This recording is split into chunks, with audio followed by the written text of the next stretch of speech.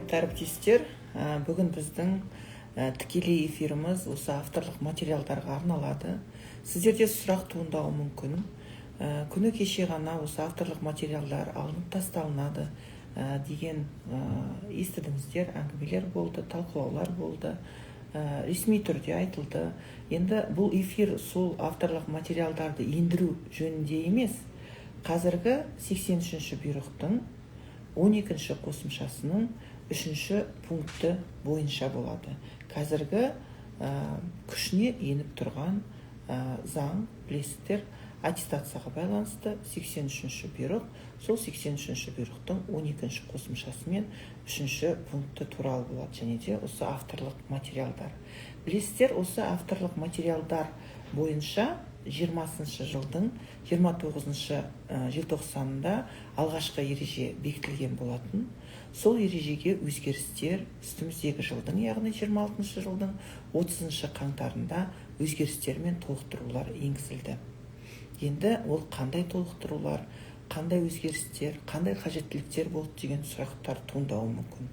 Ондағы ең негізгі қажеттілік бұл жерде форматына байланысты болды. Авторлық бағдарламаның форматына байланысты. Мысалы, 20-шы жылғы авторлық бағдарлама әзірлеу сұлбасы, структурасы, бұлар жалпы бұнда бұл жерде структурасына қарасаңыздар, ол кәдімгі оқу жұмыс жоспарына ендірілуді қажет етті. Оқу жұмыс жоспарына, мектептің оқу жұмыс жоспарына ендірілуді қажет етті. Яғни ол вариативтің бір бөлігі ретінде оны өткізу міндеттелетін болатын. Сабақ кестесіне, оқу жүктемесіне тәуелді болды. Ол алғашқы формат, ол формат қалды. Енді осы форматқа қосымша жаңа ережеде сіздер 9-1 деген форматта аша аласыздар. Сол 9-1 форматта автор оқу жүктемесінсіз бағдарлама жасай алады. Ол қалай? Ол индикаторға бағытталған модульдер мен авторлық бағдарлама. Бұл қажеттілік туындады, себебі мысалы әдіскер немесе мектеп ұжымының басшысы бағдарлама жазды дерлік, ол бағдарламаны оқу жүктемесіне енгізуде қиындықтар туындайды. Сондықтан осы екінші форматты сіздердің назарларыңызға ұсынамыз.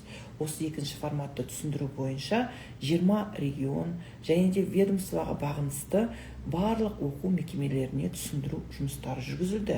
Барлық әдіскерлер қамтылды. 600-ге жуық әдіскерлер, 600 әдіскер әр мекеменің төріне барып осы ережені түсіндіретін болады. Енді сіздердің сұрақтарыңыз болса, мен жауап берейін. Құрметті әлеуметтік желі қолданушылары, құрметті ұстаздар, өздеріңіздің сұрақтарыңызды осы комментарийге жаза беріңіздер. Сұрақтарыңызды бір-бірлеп оқитын боламын. Барынша барын қамтуға тырысамыз, бірақ та қайталанған сұрақтар болса, енді оны аттап өтетін боламыз. Және Әсел Толқынқызы қазір сұрақтарға жауап берген кезіңізде даусыңызды сәл қаттырақ шығарсаңыз деп жатыр. Сұраққа кезек берейік. Авторлық бағдарлама келер жылы алынып тасталады ма деп сұраған екен. Авторлық бағдарламаның алынып тасталынуы немесе осы қалпында қалуы туралы тапсырма берілді. Ол тапсырма бойынша, осы мәселе бойынша қазіргі таңда жұмыс тобы жұмыс жасап жатыр. Сол жұмыс тобының жұмысы өз мәресіне жеткенде сіздер оқу жылының басталғанға дейін толық мәліметті аласыздар. Қазір жұмыс тобы осы сұрақ бойынша қызу жұмыс үстінде. Келесі сұрақ. Құрметті желі қолданушылар, ұстаздар, сұрақтарыңызды комментарийге жаза беріңіздер. Авторлық бағдарлама апробациядан өткенде оқу жоспарының вариативтік сағатқа жазылып 34 сағаты күнделікке енгізіле ме дейді. Авторлық бағдарлама егер де оқу жоспарына енгізіліп отырса, және де ол жаңағы инвариатив, вариатив дейміз ғой, вариатив бөлігіне кіріп отырса, ол міндетті түрде күнделікте толтырылады.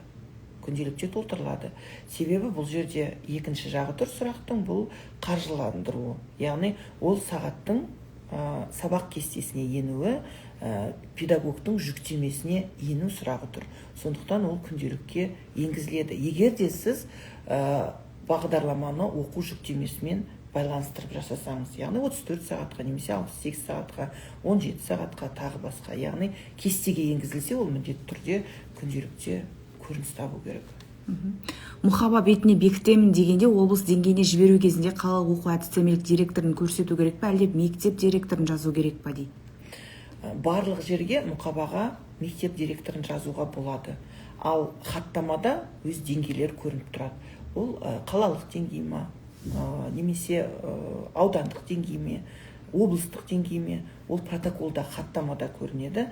Ал авторлық бағдарламаның титулкасында, яғни мұқабасында сол мектептің директорының діттеуі тұрады. Бірақ титулканың екінші бетін білесіздер ғой. Екінші бетінде қай хаттама расталды, қай жерде қарастырылды, сол екінші бетінде жазылып тұрады. Ол 9-шы, осы жаңа ереженің 9-шы қосымшаны қараңызшы, 9-шы қосымшаның 1-ші, 2-ші үлгісінде көрсетілген. Сәлеметсіздер ме, мектеп басшысы ретінде авторлық бағдарлама жазғанда ол кісіге кім рецензия жазып береді дейді? Мектеп басшысы авторлық бағдарлама жазғанда мектеп басшысының өзінің әріптестері жазалады. Басқа ұйымның мысалы жаңағы дәрежесіне байланысты. 1-ші санат, 2-ші санат, 3-ші санат, 3-ші санат жазып жатса, оған білесіздер, енді сол санатқа сай ереже келу керек. Рецензия келу керек, ереже емес. Сол пікір біреуі өзінің әріптесі болады, яғни кез келген аймақ, көршілес аймақ, немесе сол аймақтың ұйым басшысы, бұл әріптесі. Ал екінші ол міндетті түрде ғалымнан болу керек. Екінші пікір ғалымнан болу керек. Келесі сұрақ. Мен биыл авторлық бағдарламаны тараттым, келер жылы қосымша сағат ала аламын ба? Ол сіздің авторлық бағдарламаңыздың мақсатты аудиториясына байланысты, қажеттілігіне байланысты. Егер де сіз авторлық бағдарлама жазар алдында дефицитті анықтап, қажеттілікті анықтап, мақсаттық аудиторияңызды діттесеңіз, әрине ол үлкен сұранысқа ие болып тұр деген мәселе туындайды бұнда. Және де ол оқу жоспарына енгізбеуді, оны білесіздер, мектеп басшылығына байланысты. Яғни және де сол оқу жоспарын жасауда, және де ұзақ мерзімді жоспарларды жасауда, орта мерзімді жоспарларды жасауда, бұның барлығы мектеп басшылығымен шешілетін мәселелер. Ішкі сыртқы акт дегенде түсіндіріп өтіңізші дейді. Ішкі акт деп отырғанымыз ол сіздің қызмет етіп отырған ұйымыңыз. Сол ұйымның ішінен шығатын акт.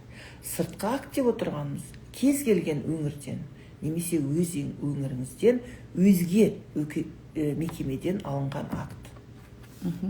Сарапшыларға әдістемелік құрал міндетті ме? Сарапшыларға әдістемелік құрал міндетті емес, бірақ 83-ші бұйрықтың 12-ші қосымшасы 3-ші пунктінде сарапшыға жазылған дидактикалық материалдар немесе құралдар, әдістемелік құрал ұсыныс деп жазылған. Сонда сіз алғашқы дидактикалық құралды міндеттеп тұр, сол дидактикалық құралды міндетті түрде орындайсыз, ал қалғандарын ол өз еркіңіз. Сәуір айында ашылатын румысқа құжат жүктеу кезінде сыртқы актсыз жүктеуге болады ма дейді? Сыртқы актсыз жүктесеңіз, өкінішке орай ол техникалық сараптаудан өтпей қалады. Сондықтан сыртқы актыны рәсімдеуге дереу кірісуіңіз керек. Облысқа авторлық бағдарламамды таратуға өтініш жазам. Бір апробация актісі мектебінен, екінші апробация актісі облыс мектебінен алсам бола ма дейді? Болады. Сәуір айында румысқа жіберетін авторлық бағдарламаны ескі үлгіде жіберсе болады ма? Себебі апробация енгізу акт жаңа үлгісі шықты, бірақ біз ескі үлгіде жасап қойдық, сәуір айына жібереміз деп үлгере алмай қаламыз дейді. Енді бұл мәселе былай, әріптестер. Кестені білесіздер. Республикалық оқу әдістемелік кеңес отырысының кестесін, Республикалық оқу әдістемелік кеңес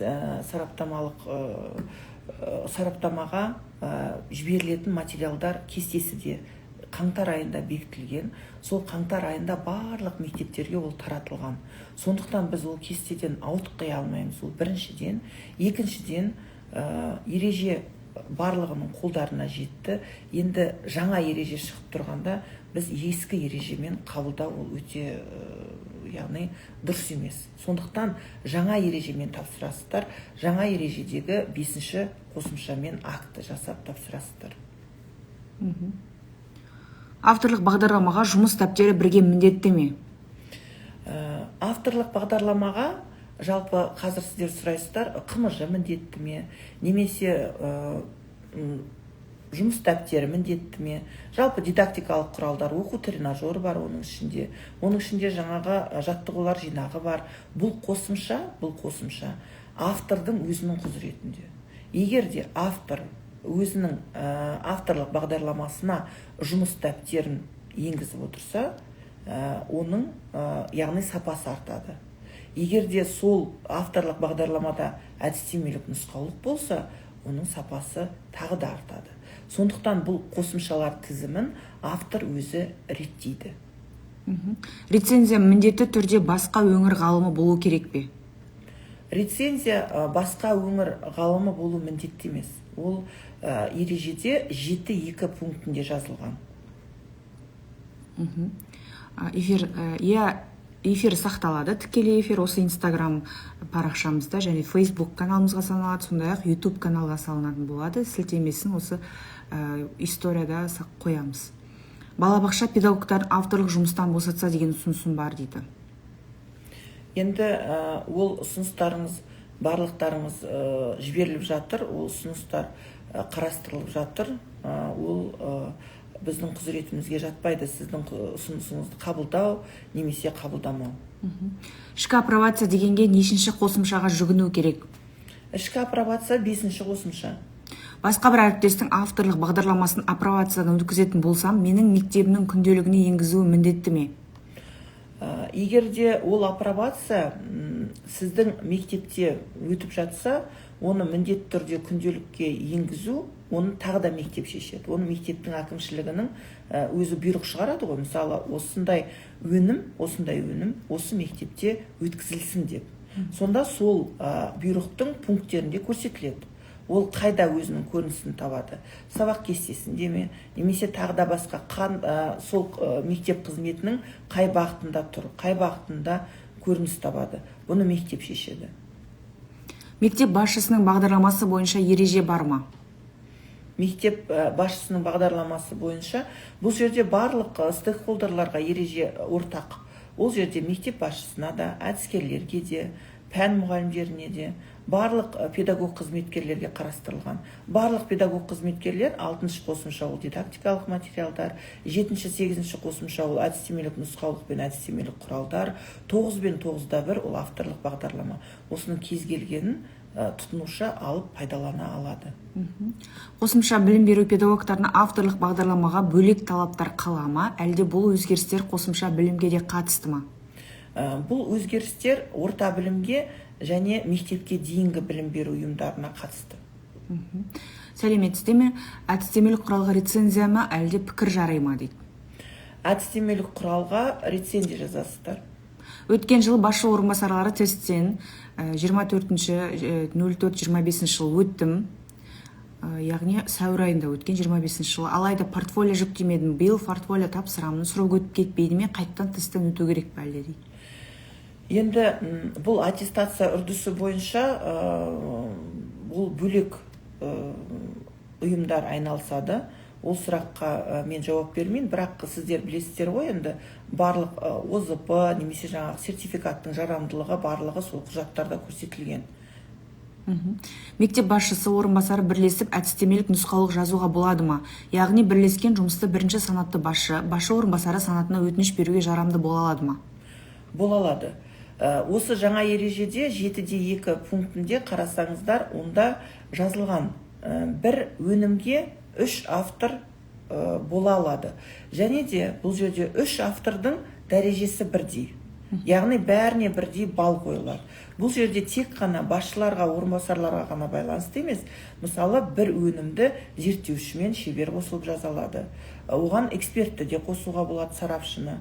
Ал сіздің сұрағыңыз бойынша мектеп басшысы, мектеп орынбасары әп-сәтте бірігіп жаза алады. Почему увеличили объем авторской программы? Коллега, здесь увеличения объема нету. Объема изначально не было. И в первое положение объема не было, и во второе положение объема нету. Здесь есть структура, более подробно расписана, раскрыта структура авторской программы. Там количество страниц не имеет значения. Там самое главное соблюсти структуру от пояснительной записки до заключения, чтобы все разделы были в программе. 25-тен 75-ке көбейтті деп жазып тұрсыз. 25 страниц 70. Нету. Такого нету. Авторлықты сараптамалық кеңеске сұну кезінде аудан көлемде таратылған акт салынады ма? Ол актілер салынады. Бұл жерде енді қараңыздар. Мектеп, аудан, қала, облыс, республика. Бұл жерде қандай сұрақ тұр? Бұл жерде педагогтың эксперт, модератор, мектепте эксперт, аудан, қала, зерттеуші, қала, облыс, және де шебер, ол республикалық деңгейде. Сондықтан барлық құжаттар деңгейіне сай болу керек. Мектеп басшысына ғалым рецензия жазу керек дедіңіз. Ол кісі бейіні бойынша қалай болады дейді? Бұл жерде мысалы менеджмент бойынша жазады. Мектеп басшысына менеджмент бойынша жазу мүмкін. Мектеп басшысы менеджмент бағытын алып отырса, оған сол бейін бойынша. Егерде мысалы жаңағы ішкі бақылау болсын, сыртқы бақылау болсын, немесе мектеп қызметіне байланысты жазылған авторлық өнімге кез келген ғалым жазалады. Кез келген ғалым өзінің пікірін білдіре алады. Зерттеуші санатын растауда рецензия басқа аймақтан алу міндетті ме? Рецензия жазу барысында басқа аймақ деген осы ережеде алынып тасталынды. Өз аймағыңыздан ала берсеңіз болады.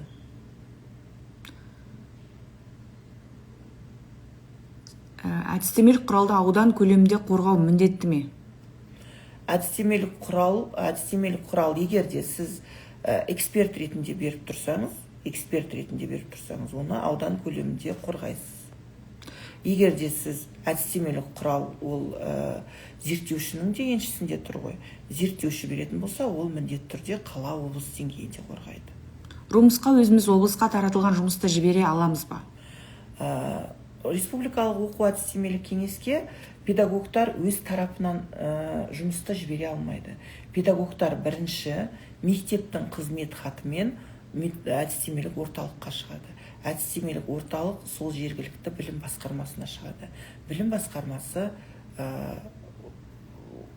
комитетке жібереді. Сыртқы акты міндетті түрде өзге аймақтан алу керек пе? Акты кете байланысты, рецензияға да байланысты өзге аймақ міндеттелмейді. Оқу ағарту министрлігі ұсынған әдістемелік нұсқаулықтар мен құралдар 5 автордан тұрады, аттестацияға жарамды ма дейді? Бұл жерде әдістемелік құрал, егерде сіз оны авторлық материал өнімі негізінде берсеңіз, ол жерде жаңа ереже бойынша 3 автор болу керек. 3 автордан аспау керек. Жаңа ережені қайдан алуға болады? Жаңағы сіз айтып отырған форматымен бірге дейді. Жаңа ережені Алтынсарин академиясының сайтынан алуларыңызға болады. Көрсетіп жібереміз, ссылкасын, сілтемесін. Сол сілтемемен аласыздар. Сәлеметсіз бе, ішкі акт болуы шарт па, немесе екі сыртқы акт болса жете ме дейді? Ішкі акттың болуы шарт. Педагог шебердің авторлық бағдарламасына пікірді міндетті түрде педагог шебер бере ме? Иә, педагог шебер береді. Бірінші санатты басшы орынбасарына өту үшін әдістеме жұмыстан міндетті ме? Иә, ол 83-ші бұйрық бойынша міндеттелген. Алдағы құжат жүктеу кезінде сыртқы акты басқа өңірден емес, өз өңіріміздегі басқа білім беру ұйымынан алсақ жарамды болар ма екен? Құрметті әріптестер, жаңа мен айтып өттім, осы жаңа ережедегі өзгерістер мен толықтырулардың бірі ол рецензия ұсыну барысында және де акт ұсыну барысында басқа өңір деген алынып тасталынды. Яғни ол жерде ішкі сыртқы деген түсінік бар. Яғни акті бойынша. Ішкі акт ол сіз қызмет етіп отырған мекемеден, сыртқы акт кез келген өзге мекемеден. Мен модератормын, үйірме сабағының 34 сағатына КМЖ мен ОМЖ жазып дайындап қойғам. Авторлық ала ма, әлде әдістемелік болып қорғала ма? Сіздің бұл өніміңіз, яғни КМЖ жинағы деп отырсыз ғой. КМЖ жинағы модератор ретінде мектептің ішінде қарастырылады, мектептің ішінде жүзеге асады, мектептің ішінде бекітіледі. Және де сіздің модератор квалификацияңызды тағайындау үшін бұл талап 83-ші приказда қойылған, яғни дидактикалық материал. Дидактикалық материал санатына жатып тұр сіздің өніміңіз. Мысалы, дидактикалық материал санатына ол КМЖ жинағы, тапсырмалар жинағы, тест жинағы, оқу тренажері және де жұмыс дәптері жатады. Модераторға тапсырушыға әдістемелік құрал жазу міндетті ме? Модераторға тапсырушы әдістемелік құрал жазу міндетті емес. Дидактикалық материал дайындау міндеттеледі. Екі автор бірге жазды, бірақ платформаға салғанда бөлек-бөлек салған. Енді біреуіне қабылданды деп келді, екіншісіне отмена деген соған. Бірақ сол автор дегенде екеуміз фамилия жазылды, хаттама бірге шыға ма дейді. Бұл жерде енді жаңағы техникалық жағынан оны платформаның өзіне сұрақ қойсаңыздар болады. Ал егерде хаттама негізінде, мысалы хаттамада екі автор жазылып тұрса, сол екі автор қалады. Әдістемелік нұсқаулыққа рецензияны кімнен аламыз? Әдістемелік нұсқаулыққа егерде сіз зерттеуші болсаңыз, зерттеушіден алуға болады, шеберден алуға болады, және де міндетті түрде біреуі ғалымнан болу керек. Дарын орталығының қызметкерлеріне апробация қай мекемелерден өту керек дейді? Дарын орталығының өзінен ішкі апробацияны өтесіз, сыртқы апробацияны кез келген мекемеде өтуге болады. Яғни сіздің пәніңіз оқытылатын мекемелерде сол бағыт қамтылған мекемелерден алуға болады. Жаңа акт ережесінде пән мұғалімдердің пікірі керек деген, және қанша мұғалім болу керек? Ол жерде сол сияқты мектеп орынбасарларына да бірдей ма дейді? Жаңа ереже бойынша сіз 5-ші қосымшаны айтып отқан шығарсыз, пікір ретінде, апробация кезінде. Ол жерде егерде сіз назар аударсаңыз, барлық стейкхолдерлар көрсетілген. Ол жерде мектеп әкімшілігі, әріптестеріңіз, ата-аналар, оқушылар. Осылардың ішінен қайсының пікірлері бар, соны енгізесіз. Ал барлығы бірдей міндеттелмейді. Мүмкін сіз тек қана ата-аналардың пікірін саларсыз. Мүмкін сіз тек оқушылардың пікірін саласыз. Немесе әкімшіліктің, немесе өзіңіздің әріптестеріңіздің пікірін салуыңызға болады. Біліктілік санатқа келесі жылы өтемін. Сараптамалық комиссияға авторлығымды өткізе берсем бола ма дейді? Иә, көптеген барьерлердің барлығы деп айтса да болады. Мұғалімнің өзіне аттестация уақытына берілген 5 жылды рационал түрде пайдаланбауынан болады. Сіз өте дұрыс жасап отырсыз, алдын ала берген дұрыс. Мысалы, бүгін берілген категория ертең оның старты кетеді. Яғни 5 жылдық мұғалімге демалу үшін берілмейді, ол 5 жылдық әрі қарай келесі қадамға старт кетеді. Екінші күні кетеді, алған күннің екінші күнінде кетеді. Сәлеметсіз бе? Қосымша білім беру ұйымдарының педагогтары қай ережеге сүйену керек дейді? Қосымша білім беру педагогтары сіздерде өздеріңіз бұл жерде егерде қараңыз, қосымша білім беру мектеп пәні бойынша. Мысалы, тарих пәнінің мұғалімі сол тарих пәнінен дебат туралы жазса, үйірме туралы жазса, онда ол мектептің орта білім осы ереже бойынша жазылады. Ал егерде түгелімен, яғни қосымша білімге байланысты болса, ол қосымша білімге бағытталады. 34 сағаттық авторлық бағдарламаға КМЖ жазғанда 34 сағатқа толық жазылу керек пе, әлде бірнеше сабаққа ғана үлгі ретінде жазса бола ма? Жалпы егерде сіз бұл жерде 9-шы қосымшаны таңдасаңыз, яғни ол жерде оқу жүктемесіне енгізу міндеттелген. Ол жерде 34 сағат болуы мүмкін сізде, немесе 17 сағат болуы мүмкін. Негізінде сарапшылар сұранысында сол 34 сағатқа 34 қымыжы сұралады. Бірақ сіз яғни үлгі ретінде бірнешеуін көрсетсеңіз болады. Бірақ сол үлгіде толыққанды сабақтың барлық этаптары болу керек.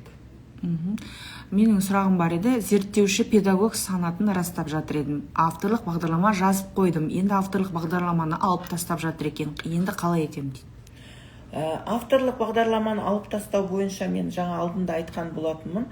Авторлық бағдарламаны алып тастау бойынша қазір жұмыс тобы құрылған. Сол жұмыс тобы жұмыс үстінде. Ол жұмыс тобының қорытындысы жаңа оқу жылы басталғанша шығады, аяқталады. Сіз ол жазып қойған жұмысыңызды міндетті түрде жіберуіңіз керек. Біздің ауданда қосымша білім беру бойынша шебер педагог жоқ, профессор жоқ. Сонда әдістемелік құралға рецензияны кімнен аламын дейді. Бұл жерде сіздер басқа өңірлерге жүгінсеңіз де болады. Немесе өзіңіздің әріптестеріңізден алсаңыз болады. Мысалы, әріптес зерттеуші болса. Енді тапшылық болса, солай шығуға болады ситуацияда. Тағы да сұрап жатыр екен, қай жерден аламыз жаңа ережені деп. Құрметті әлеуметтік желі қолданушылары, құрметті ұстаздар, қазір сториске біз салатын боламыз сілтемені, жаңа ереженің сілтемесін. Жалпы Алтынсарин академиясының сайтынан ала аласыздар. Әдістемелік құралға 3 апробация міндетті ма? Әдістемелік құралға 2 апробация акт керек, апробация. Біреуі ішкі акт, біреуі сыртқы акт. Үшеуі міндетті емес. Облыстан 2024 жылы бекітілген жұмысымды республика ұсынсам, ол аттестация кезінде ескеріледі ме, әлде жаңа жұмыс жазу міндетті ме? 24 жылы жазылған жұмысын қайттан ұсынғысы келіп тұр республикаға. 24 жылы жазылған өніміңіз жарайды. Оны өзгертудің қажеттілігі жоқ. Бірақ сіздер қараңыздар, тақырыпты өзгертпейміз дегенмен ішінде нормативті құқықтық актілердің сілтемелерін қараңыздар. Күшін жойған актілер болса, оны алмастырыңыздар. Өзгерген приоритеттер болса, соны алмастыру керек. Яғни бір сараптап аласыздар да тақырыпты өзгертпей жібере бересіздер. Жаңағы сұрақты қайтадан қойып жатыр екен. Вы говорили раньше в КАЗНУ на семинаре, что авторская программа должна быть не более 25 страниц. Теперь, согласно требованиям, не менее 3 печатных листов, то есть 75 страниц. Коллеги, я еще раз повторяю, что в разработке авторской программы количество страниц не указывалось. И в старое положение тоже не указывалось. В новое положение тоже не указывается. Но, коллеги, здесь строго нужно соблюсти структуру, чтобы было охвачено все разделы. Здесь, опять же, структура, а не страницы. Количество страниц не указывалось и не указывается. Самое главное – соблюдение структуры. Рецензия мен пікір екі түрлі дүние ме дейді. Бұл жерде қарап отырсаңыздар, ведомствоға бағынысты ұйымдарда пікір деп отырғанымыз енді отзыв қой ол. Пікір ол отзыв. Рецензия деп отырғанымыз ол сіздің жұмысыңызға жасалынып отырған сараптамалық көзқарас. Сондықтан бұл жерде ведомствоға бағынысты, мынау ережеде қарасаңыздар, 7-3, 7-4 пунктінде осы пікір туралы жазылған. Ал 7-2 пунктінде рецензия делінген.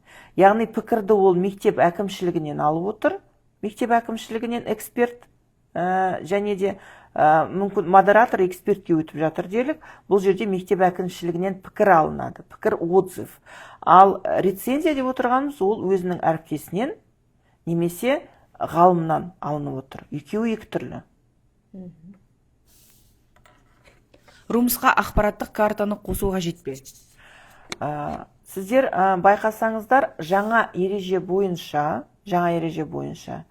ақпараттық карта алынып тасталынған. Осы жолы ақпараттық картаны енгізбейсіздер. ол күшін жойды. Дайындамайсыздар, әзірлемейсіздер.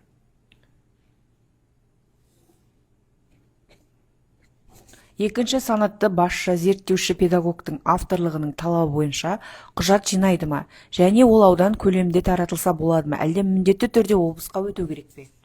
Ол қала деңгейінде және облыс деңгейінде өту міндетті. Мектептегі қосымша білім беру педагогтарында сағат жоқ. Демек бұл кісілер сабақ салмайды ма? Қосымша білім беру педагогтары деп отырғанымыз, сонда ол кісілер үйірме өткізеді ғой. Иә. Үйірме бойынша авторлық бағдарлама жазуға болады. Сұрақ дұрыс түсінбедім ау деймін. Қайталап нақтылап жіберіңіз. Актты өзге ауданнан алып қойған едім, енді ол жарай ма дейді. Әрине жарайды. Өзге аудан міндеттелмейді, бірақ ол қабылданады. Сәлеметсіз бе, мен зерттеуші санатты мұғаліммін. Бірінші санатты директор орынбасары санатына тесттен өттім. Даму бағдарламасы бойынша әдістемелік құрал жаздым. Сол жарай ма, әлде міндетті түрде авторлық бағдарлама болу керек пе? 80-ші бұйрықтың 12-ші қосымшасына байланысты авторлық бағдарлама болу керек. Сізде қазір қолыңызда әдістемелік нұсқаулық немесе әдістемелік ұсыныс тұр. Мектеп бағдарламасын қалай жазу керек екендігі. Енді оған сізге бағдарлама құрастыру керек. Ал бұл әдістемелік құралыңыз сол бағдарламаның қосымшасы болып қалады. Зерттеушіге қайсысын жазған тиімді? Әдістемелік құрал, әдістемелік ұсыным, әлде әдістемелік құрал кешен ба дейді? Зерттеушіге бұл үшеуі де тиімді, бірақ зерттеуші қандай мақсатта аудиторияны алып жатыр, қандай қажеттілікті өтеп жатыр, соған байланысты. Егер де ол оқушыларға бағытталған болса, әрине оқу құрал дайындайды, әдістемелік құрал дайындайды. Ал егер де оны мұғалімдерге бағыттаса, онда әдістемелік ұсыныс дайындайды. Сыртқы актты сканер түрінде алсақ болады ма? Болады. Авторлық бағдарлама тақырыбына мақала жазу міндетті ме? Міндетті. Бірінші басшы орынбасарына барамын, румыстан әдістеме шығарып үлгеремін бе? Оны графиктен қарай аласыз, ол графикте ілінген біздің сайтта. Сол графикпен және де өзіңіздің графигіңізді шақтаңыз, яғни сіз қай уақытқа үлгергіңіз келеді. Егер де 26-27 жылға үлгергіңіз келсе, онда осы сәуірде тапсыруыңыз керек. Егер де 27-28 болса, онда асықпауыңызға болады. Келесі этапқа тапсырсаңыздар болады. Сараптама кеңесін мектепте құру тиіс па дейді? Мектепте сараптамалық кеңес бар, ол міндеттелген. Әр мектепте сараптамалық кеңес бар, әдістемелік кеңес бар. Мысалы, модератордың жұмысын сол сараптамалық кеңес қарайды. Қарапайым өздеріңіз қатысып жүрген барлық конкурстарға сол сараптамалық кеңес қарап, мектептен шығарады. Мектептің ішінде болады. Эссе эксперт алушы антиплагиаттан өткізу қажет пе?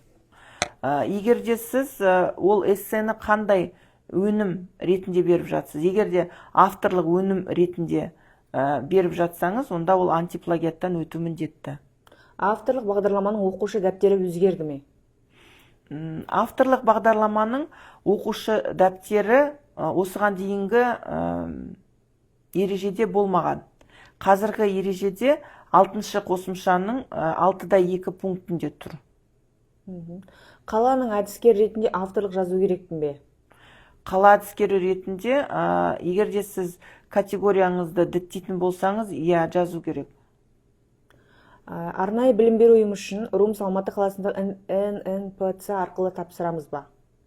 Оны бұл жерде сіздер республикалық деңгейдегі білім ұйымдары бірінші сол мектеп әкімшілігінің шешіміне жүгінесіздер. Авторлық бағдарлама оқу жүктемесінен тыс, яғни ақысыз негізде жүргізуге болады ма?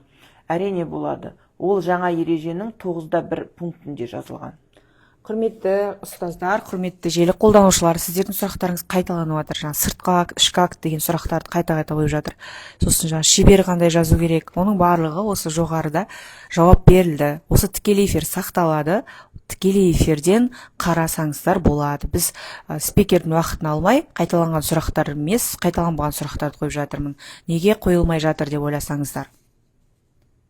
Ішкі апробациядан бөлек, екі өзге мектепте апробация өткізуге бола ма?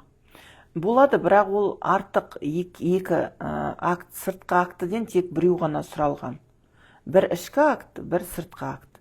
Әріптестер, мен қазір сіздерге қайталап өтейін. Жаңа ереже бойынша жалпы 8 құжат тапсырасыздар. Біріншісі ол сіздің өтінішіңіз. Екінші жарияланым. Үшінші ол антиплагиат. Төртінші ол рецензия. Бесінші ол хаттамадан үзінді. Алтыншы ол бесінші қосымшаға сәйкес акт. Жетінші бұл кадр қызметінен расталған сіздің жеке іс парағыңыз.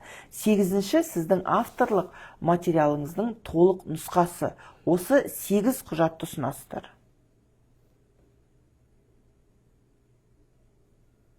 Жаңағы сіздің айтып отырған құжаттарыңыз, мысалы, әртүрлі санатқа байланысты бөліне ме, әлде санаттың барлығына бірдей ма?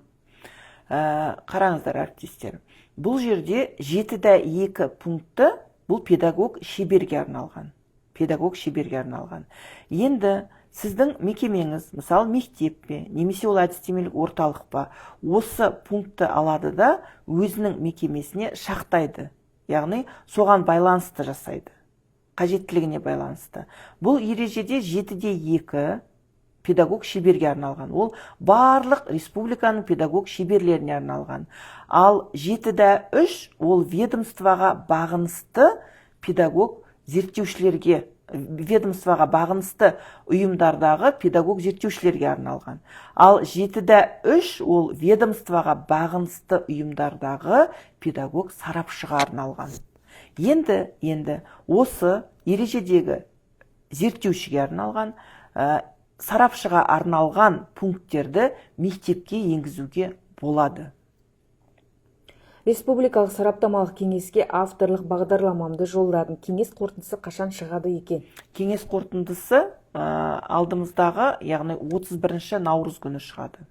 Бастауыш пен мұғалімі басқа пән мұғаліммен бірігіп авторлық жұмыс жазала ма?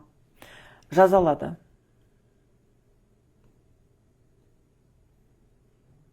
Дидактикалық материал мен әдістемелік құралдың айырмашылығы неде?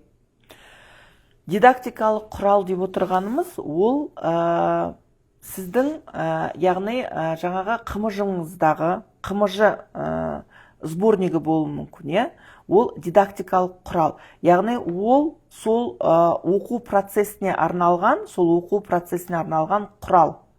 Ал әдістемелік құрал деп отырғанымыз, сол дидактикалық құралды қалай пайдалану керектігі туралы айтылады.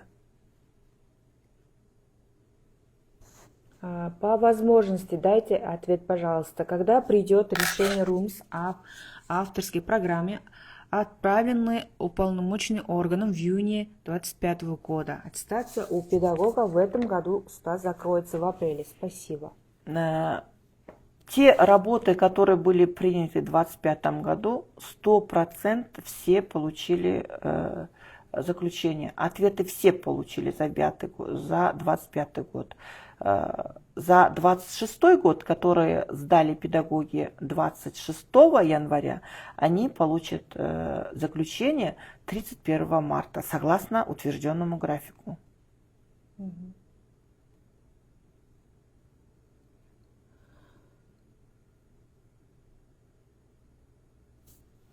Ерік Гүлнұр, сіз өтініш жауап беріңізші деген екен, сұрағыңызды қайталап жазып жіберсеңіз.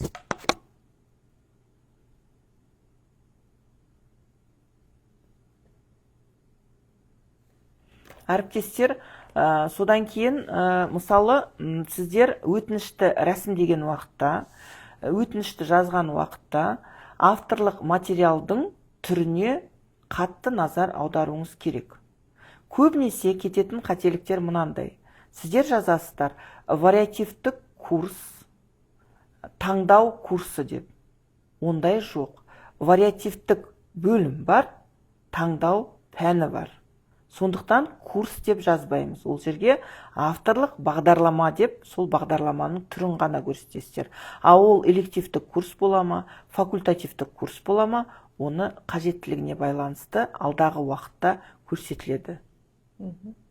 Сұрақтар енді өте көп, қайталанып отыр, көбінесе соны таңдап отырғам. Әдістемелік ұсынымдарды бірінші санатты басшы болу үшін ұсынуға бола ма? Әлде педагог шебер тек авторлық бағдарлама болу керек пе? Құрметті әріптестер, 83-ші бұйрықтың 12-ші қосымшасына сай педагог модератор, педагог эксперт дидактикалық материалдар міндеттеледі. Ал ол әдістемелік құрал немесе авторлық бағдарлама ол өзінің еркіне байланысты. Ол педагог модератор. Педагог экспертке дидактикалық материал міндеттелген. Педагог зерттеушіге әдістемелік ұсыным мен әдістемелік құрал міндеттелген. Ал педагог шеберге тек қана бағдарлама міндеттелген. Сондықтан зерттеушіден шеберге өту үшін авторлық бағдарлама міндетті. Ал әдістемелік құралдарыңызды қосымшасы ретінде ұсынуыңызға болады. Авторлық бағдарлама қанша жылға жарайды?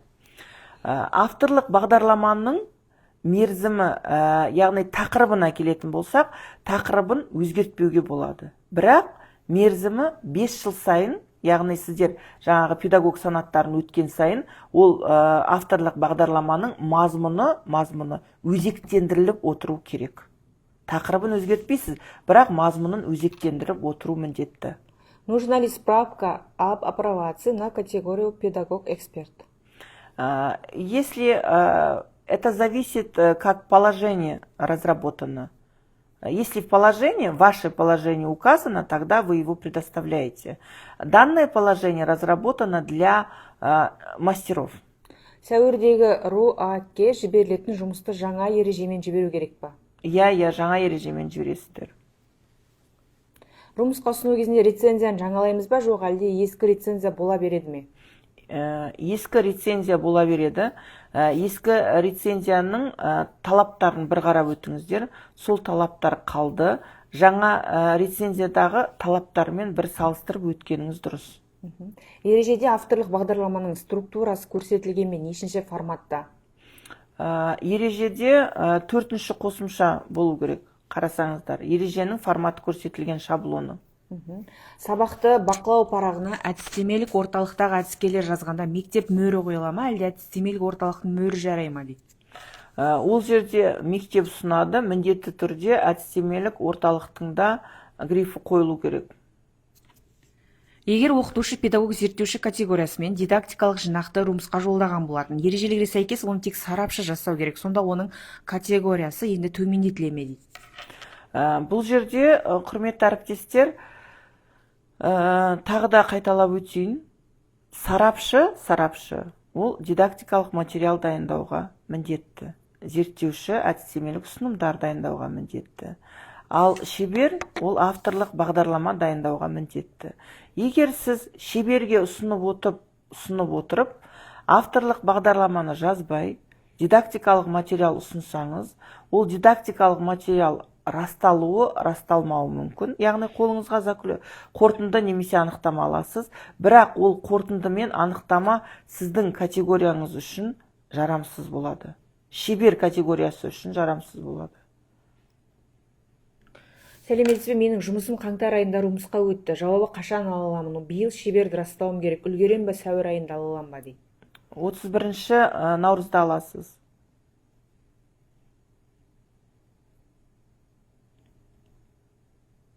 Жаңа ережемен жұмыстан басшы орынбасарлары биылғы баратындар үлгермейтін сияқтымыз, сонда санатты ала алмаймыз ба дейді.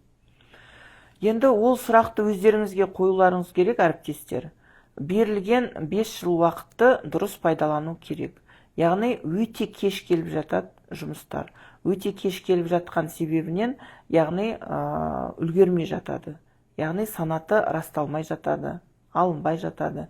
Ондай фактілер орын алған. Ол педагогтың уақытты пайдалануына байланысты. Апробация актісінде сауалнама пікір деген пункттерге жалпы қалай толықтыру керекпіз дейді. Апробация актісінде, мысалы, ол жерде кері байланыстың түрлері берілген. Сауалнама, немесе жаңағы сұхбат, интервью деген сияқты, пікір деген сияқты. Ол жерде сіз өзіңіз таңдайсыз. Мүмкін сұхбат өткізесіз, мүмкін интервью өткізесіз. Ол, яғни анкета жүргізу барысындағы анықталған мәліметтерді сол актте көрсетесіз. Жұмысқа онлайн жіберу мүмкіндігі қарастырылған ба? Жұмысқа барлық материалдар онлайнмен.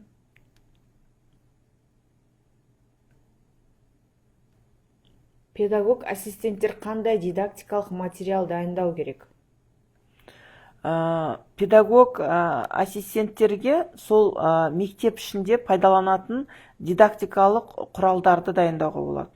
Бұл жерде енді педагог ассистентке міндеттеліп тұрған жоқ. Педагог модератордан бастап тұр. Педагог модератордан педагог эксперт, педагог зерттеуші, педагог шеберге авторлық материал дайындау жүктеліп тұр, міндеттеліп тұр. Яғни авторлық материалды педагог модератор да дайындайды, педагог эксперт те дайындайды, педагог зерттеуші, шебер де дайындайды. Бірақ авторлық бағдарламаны тек қана шебер дайындайды. Тек қана шеберге міндеттелген авторлық бағдарлама. Ал педагог зерттеуші ол әдістемелік ұсыным, әдістемелік құрал дайындайды. Педагог сарапшы, педагог модератор ол тек қана дидактикалық құрал дайындайды. Дидактикалық құралға не жатады, әріптестер?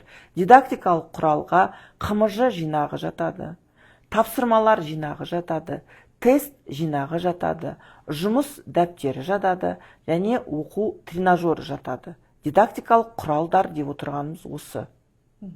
Мен мектепте қосымша жаңағы сұрақ бағана түсініксіз болды ғой. Мектепте қосымша білім беру педагогі болып қызмет атқарамын. Ешқандай үйірмеден сабақ бермеймін. Үйірмелердің өтуін қадағалаймын. Сабақ салмаймын ба сонда дейді. Бұл жерде сізде енді функцияңызда әкімшілік функция болып тұр ғой, административный. Бұл жерде сізде егерде сабақ сағат саны болмаса бере алмайсыз. Аттестация өту үрдісін сізге мектеп әкімшілігімен ұйымдасып қарау керек. Апробацияны өту үшін көрші мектепте по совместительству істеуге бола ма дейді. Болады. Авторлар екі түрлі мектептен болса бола ма дейді. Болады, әрине болады. Екі түрлі мектептен, әртүрлі өңірден, әртүрлі санатта, әртүрлі қызметте қабылдана береді. Авторлардың лауазымы бірдей болу міндетті емес. Авторлардың категорияларының бірдей болуы міндетті емес. Авторлардың бір мекемеден болуы міндетті емес. Спорт мектебінің мұғалімдеріне авторлық жөнінде қандай да бір жеңілдік қарастырылған ба? Қарастырылмаған. Жаңа мына сұрақ көп келіп жатыр. Әртүрлі санаттар бойынша барлығы сәуірде өтетін ЕГОВ-қа ескі ережемен дайындап қойған едік. Енді сәуірдегі жаңа ереже бойынша жүктеу керекпіз ба дейді. Осы сұрақ бірінші рет қайталанып отыр. Сәуірдегі қабылдауға жаңа ережемен жүктейсіздер. Себебі тапсырма қаңтар айында берілген болатын. Қаңтар айында график барлық мектептерге жіберілген, және де барлық түсіндіру жұмыстарында сәуір айындағы жұмыстар жаңа ережемен қабылданатын туралы ақпарат барлығы алған. Сондықтан жаңа ережемен тапсырасыздар. Жаңа сізге сұрақ қойылған, мен 25-тегі жұмысын алған жоқпын деп. Ответ о румсы мы не получили дейді. Егер алмағандар болса қалай ету керек? Қайда хабарласу керек? Сіздер Алтынсарин академиясына хабарласа аласыздар. Қазір өзіңіздің аты жөніңізді жазып кетсеңіз болады. Біз сізге жекеңізге жауап береміз. 25 жылғы қабылданған барлық жұмыстарға жауап берілді. Ол отырыстардың барлығы өткізілді. КРГ деген аккаунттағы әлеуметтік желі қолданушы дайректке жаза салыңыз, сізге жауап береміз. 4 жылдық стажым бар, бірнеше жыл үзілістен кейін қайта мектепке жұмысқа шықтым. Модераторға қашан тапсыра аламын дейді. Бұл енді аттестация үрдісіне байланысты сұрақ қой, ол сұраққа жауап бере алмаймыз. Информатикадан сабақ беріп, робототехникаға қатысты авторлық жазсам бола ма? Әрине болады. Оны сіз бұл жерде бір лайфхак бар. Жаңағы робототехникамен өзіңіздің инвариативте тұрған пәніңізді сабақтастандырасыз. Сонда сіз қосымша бойынша да өніміңіз расталады. Және де өз пәніңіз бойынша да ол өнім расталады. Информатика пәнімен және де робототехника екеуін интеграциялаңыз. Сол уақытта ұтасыз. Мысалы, робототехника үйірмесінің қатысушыларының білім сапасы мынау информатика пәніне келгенде білім сапасына әсері бар ма? Мысалы, мынау робототехникаға барып жүрген оқушылардың білім сапасында өзгеріс бола ма? Анау үйірмеге барғанда. Сол туралы жазса да болады. Қызықты сұрақ бар екен. Қазақша сабақ беріп, авторлықты орысша жазсам бола ма? Материалдар аз болу себепті дейді.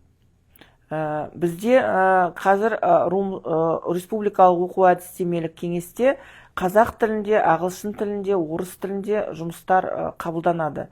Сіз өзіңіз қай тілді таңдайсыз, сол тілде жіберсеңіз болады.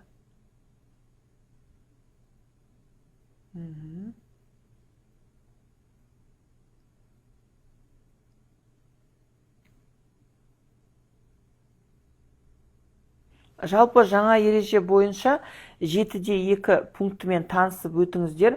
7-2 пунктінде 8 құжат діттелген. Сол 8 құжатты тапсырасыздар. Ол 8 құжаттың ішінде ақпараттық карта жоқ. Дипломдық қосымша жоқ. Және де ол жерден электрондық портфолио алынып тасталынған. Бұрынғы ережемен салыстырғанда алынып тасталған құжаттар осы. Яғни дипломдық қосымшаны салмайсыз, 4/1 қосымшаны салмайсыз, және де электрондық портфолияны салмайсыз. Қалған 8 құжат, жаңа мен жоғарыда айтып кеттім, сол 8 құжатты саласыздар. Ол 8 құжат ереженің 7-2 пунктінде көрсетілген. Декреттік демалыс кезінде авторлық бағдарламаны жіберсем болады ма? Болады. Педагог шеберден алынатын пікір деп көрсетілу керек пе, әлде рецензия деп аталу керек пе? Рецензия. Жоқ, профессордан рецензия алдым дейді. Жоғары оқу орны профессорынан. Рецензия деп аталу керек. Құрметті, жаңа ережеде қандай өзгеріс бар деп сұрап жатырған желі қолданушылар, ұстаздар, осыған дейін айтылды, эфир сақталады. Дәл қазір біз инстаграмға бөлісеміз. Жаңа ереженің сілтемесін тағы да сториске саламыз, қарап отырыңыздар.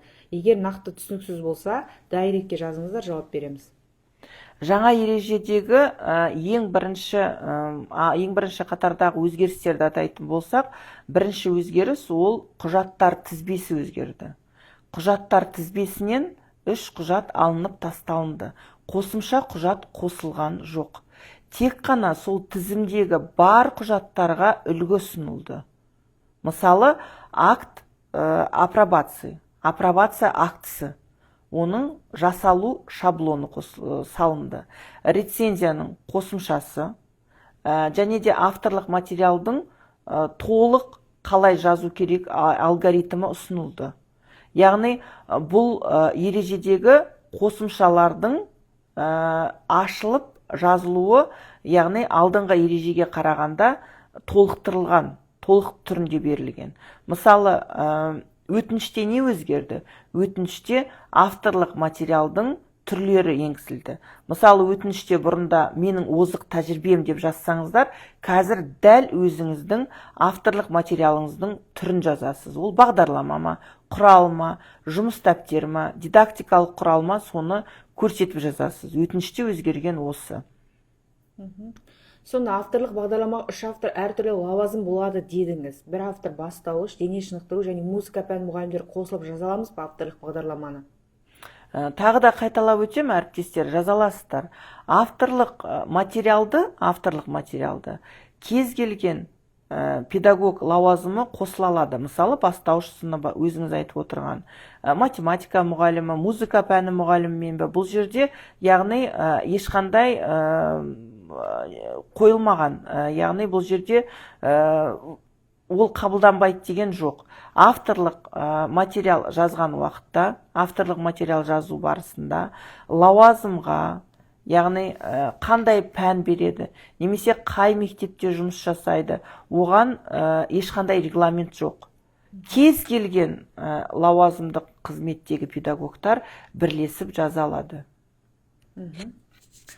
Соңғы сұрақ, енді бір сұрақ қойып жіберейін. Авторлық материалға пікір керек пе, әлде рецензия керек пе? Оны шебер педагогтен алсақ бола ма, әлде міндетті түрде доцент немесе университеттің мұғалімдері болу керек пе дейді. Авторлық материалға егер де сіз шебер санатына тапсыратын болсаңыз, 2 рецензия беріледі. Бірінші рецензия ол өзіңіздің әріптесіңізден, педагог шеберден, екіншісі ғалымнан.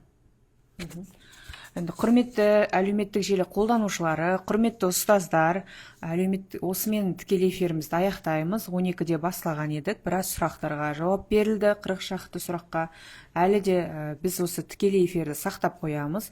Сілтемесін осы сториске салатын боламыз, және жаңа ереженің сілтемесінде сториске салатын боламыз. Алтынсарин академиясының парақшаларына жазылыңыздар. YouTube каналымыз бар, білім 4.0 деп аталады. Сол YouTube каналға жазылыңыздар. Сол жерде де біздің осы тікелей эфирімізді сақтап қоятын боламыз. Ендеше Әсел ханым, бүгін тікелей эфирге қатысып, құнды ақпаратпен бөліскеніңізге үлкен рахмет айтамыз. Және құрметті ұстаздар, осымен тікелей эфирімізді аяқтаймыз. Назарларыңызға рахмет. Жақсы.